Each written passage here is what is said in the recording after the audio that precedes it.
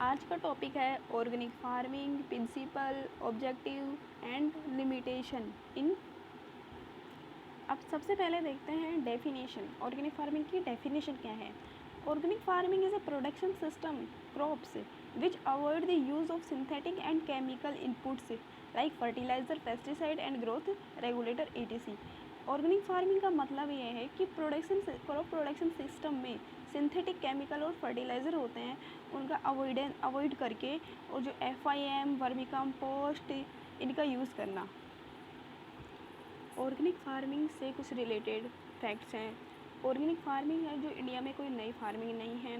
जो organic farming की term and organic farming का कॉन्सेप्ट है जो लॉर्ड नॉर्थबोर्न ने दिया था।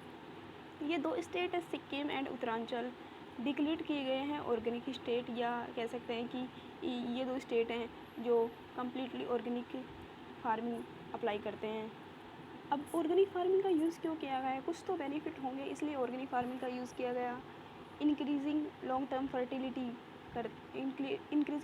Fertility of the soil. जो इनपुट्स एग्रीकल्चर की प्रोडक्शन कॉस्ट होती है उसको लॉस कम करता है, जैसे FIM है इनकी कॉस्ट कम होती है, और जो सिंथेटिक फर्टिलाइज़र्स होते हैं ये कॉस्ट ज़्यादा होती है, तो इनको रिड्यूस करता है एग्रीकल्चर में, और इम्प्रूव करता है सॉइल की हेल्थ को, इंश्योर करता है अवेलेबल रिसोर्स का ऑप्टिमम यूज़ करना और कंजर्वेशन करना फ्यूचर जनरेशन के लिए।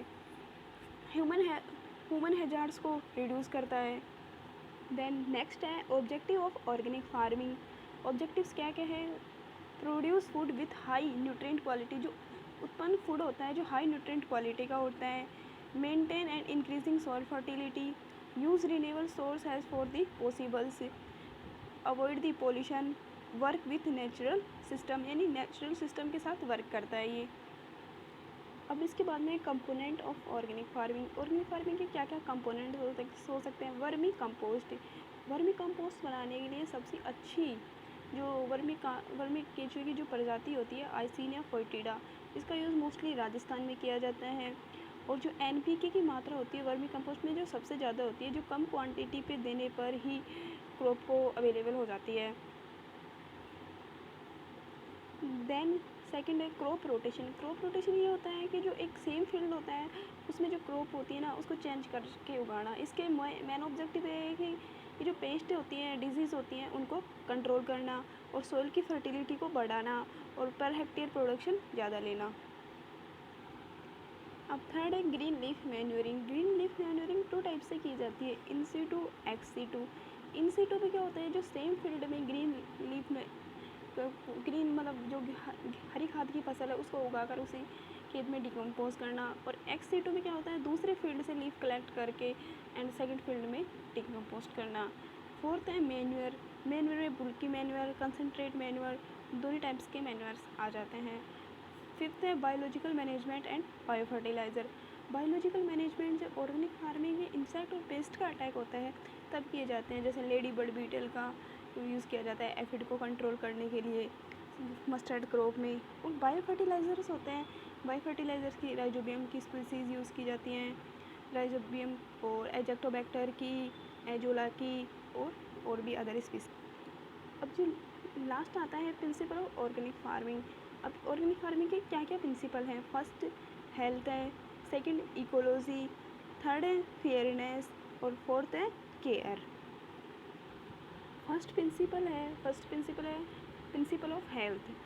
जो ऑर्गेनिक सॉइल मतलब हेल्थी सॉइल होती है जो हेल्थी प्लांट प्रोड्यूस करती है। तो एनिमल और ह्यूमन की जो हेल्थ रहती है वो बिल्कुल इक्वल लेवल पर रहती है। जैसे organic agriculture should be sustain and enhance the health of the soil plant animals human and planets.